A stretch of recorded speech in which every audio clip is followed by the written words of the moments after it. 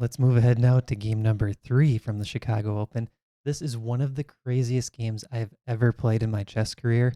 When I first ran the analysis on chess.com, my opponent had 3 brilliant moves and 2 excellent moves.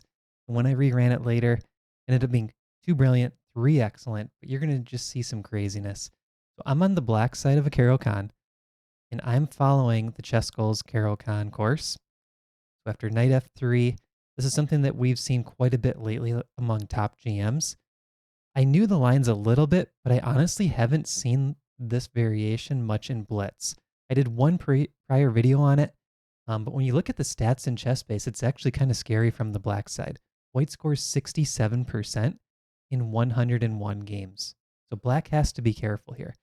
And the reason why is because after e6 bishop d3, look at how white has all 3 of these pieces ready to apply pressure on the king side. We see the knight over here, the bishop.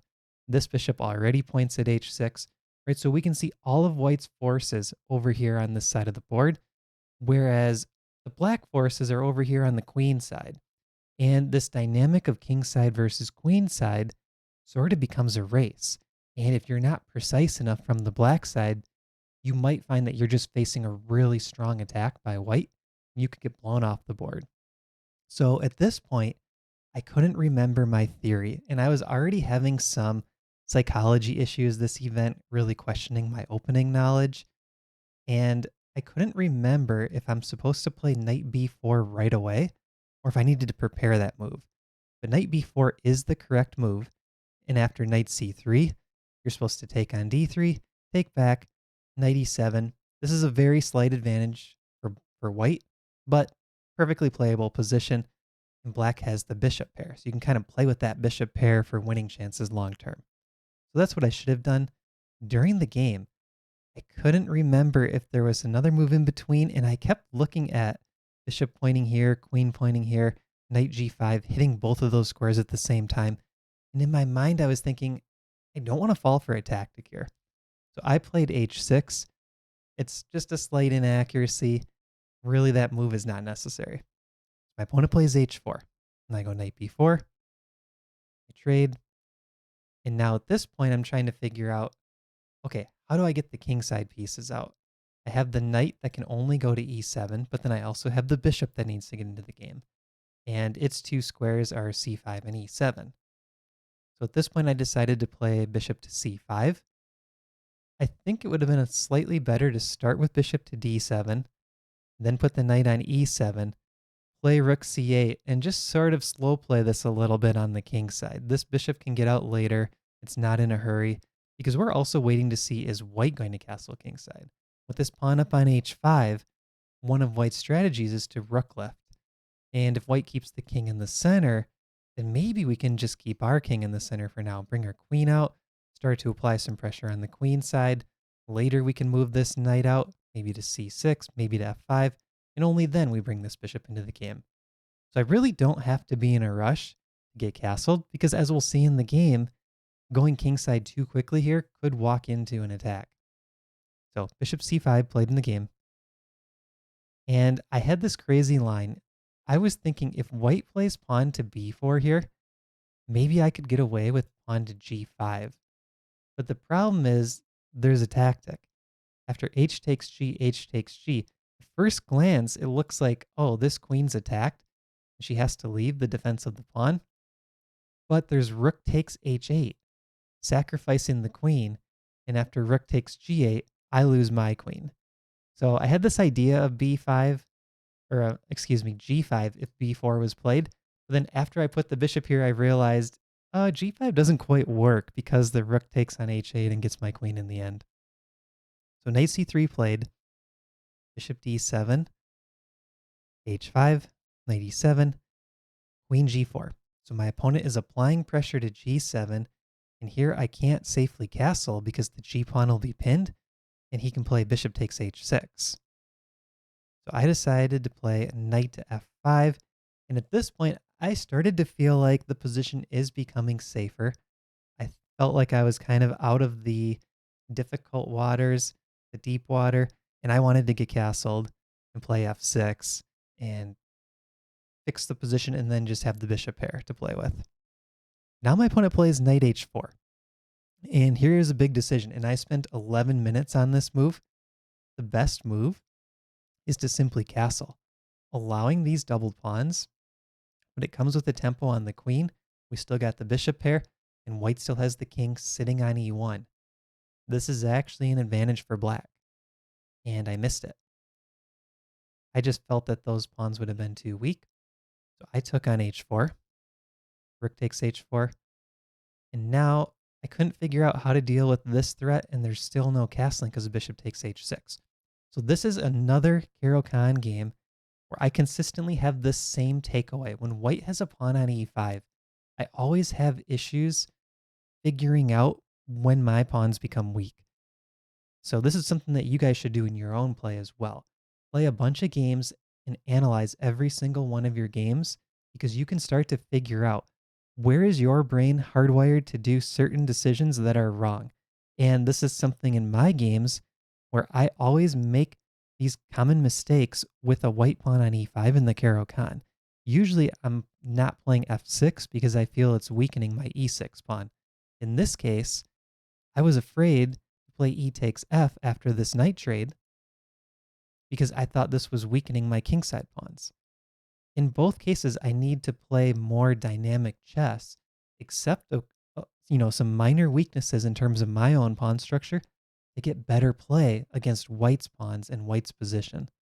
So, big takeaway for me here, I need to learn how to handle these pawn structures in the Caro when white has a pawn on e5. So now I play bishop to f8. Bishop guards the pawn. It looks really sad, and it is, bringing that bishop back to the starting square, but my idea is let's bring the queen out, queenside castle, and then I'm in the game. My opponent plays rook h3. And here I had the right idea. I knew he was probably thinking rook f3, queen f4, pressure this pawn. That is what he was going for. Queen b6. And I think I did make the right call by playing actively, but white's better here. You can see the eval bar. It's right around +1 for white. Rook f3. And here, the best move is to play rook to g8. And if queen f4 is played, now queenside castle, queen takes f7, and actually move the rook away to h8 and king b8.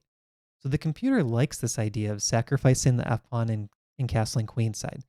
But there's a big difference between this position and the game position.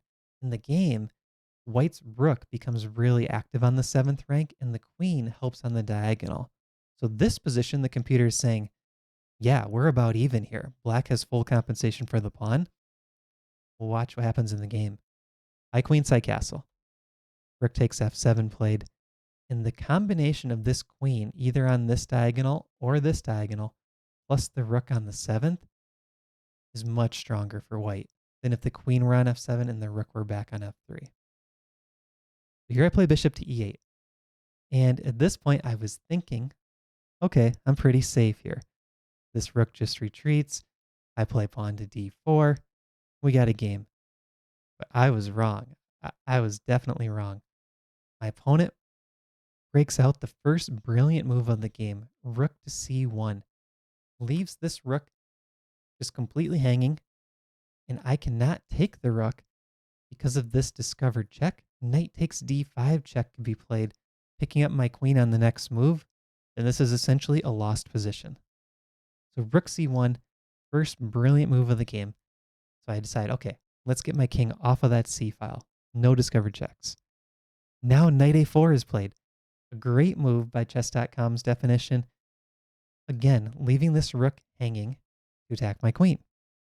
There's not a lot of safe squares for this queen, so I play queen a6. Now I'm thinking, okay, now this rook finally has to move. And then my opponent plays queen to h4. Not so fast. He's leaving this rook hanging again. Threatening queen takes d8, which is going to be a checkmate. Okay, so I play rook to c8. And at this point, all of a sudden I realized my opponent can play rook f to c7. And my heart just sunk. I thought I was lost here. There was already the emotions of the first 21 moves and seeing these crazy moves, attacking moves, sacrifices. And I thought I was lost here. And I was already thinking about like, okay, I'm going to have to make a phone call to my wife, tell her I lost. I'd already drawn a couple of games, no wins yet in the tournament. Pretty much just ready to go home if I lose this game. I was not feeling good about this event. And then I finally realized after about 5 minutes that if he plays rook f to c7, I have one saving move, bishop c6. Because the problem is if rook takes, queen d8, and mate on the next move. But bishop c6 does save this position. And in this position, king e2 is the strongest move. So this line is actually best play by white. And this is a +3 eval. So white is very close to winning here still, but it's not that immediate checkmate that I was afraid of. Fortunately, my opponent did not play there. He took, king takes. But now, the reason he played this line is he found another brilliant move. Rook takes f8, sacrificing the exchange. So I take back, and he plays queen e7. So look at this activity. The queen forks the rook and the bishop. And the only way that my rook can guard the bishop is to move to a passive square, rook to g8. That guards the bishop and the pawn. The computer is saying you could do a little bit better by playing queen takes a4 and actually giving back the exchange, allowing queen takes f8, but white is still +1 here. All right, so queen e7, I play rook g8. Now he plays knight c5. Great move. Attacks my queen, attacks this pawn, attacks b7. So I got to watch for queen takes b7, queen takes e6, threats all over the place. Now, he finds a brilliant move again. Knight takes b7. Another just crazy tactic. And if queen takes b7, he takes e6, forking my king and rook. So at this point, I was starting to get low on the clock. He was also low on the clock.